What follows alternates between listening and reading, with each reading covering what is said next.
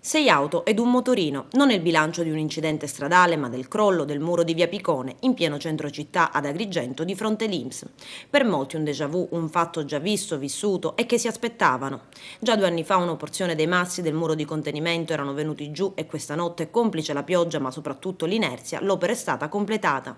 Non bisogna essere dei veggenti per immaginare il crollo delle mura dell'ex carcere e non erano dei maghi i tanti che avevano annunciato il crollo di Via delle Torri, quello di Via Europa e così via. Ma capofila delle opere che si aspetta di veder crollare è la cattedrale di San Gerlando.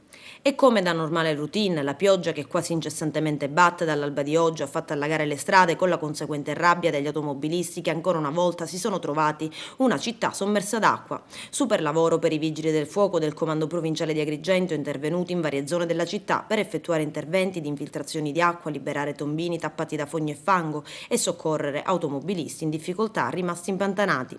Una pioggia che mette in allarme anche i cittadini e gli agricoltori del Licatese per il pericolo di un ingrossamento del fiume Salso, peraltro non nuovo a questo evento. Come c'è timore se le piogge dovessero continuare con questa intensità nella zona del Riberese e del fiume Platani. La situazione comunque continua ad essere monitorata dai tecnici della protezione civile e dai vigili del fuoco.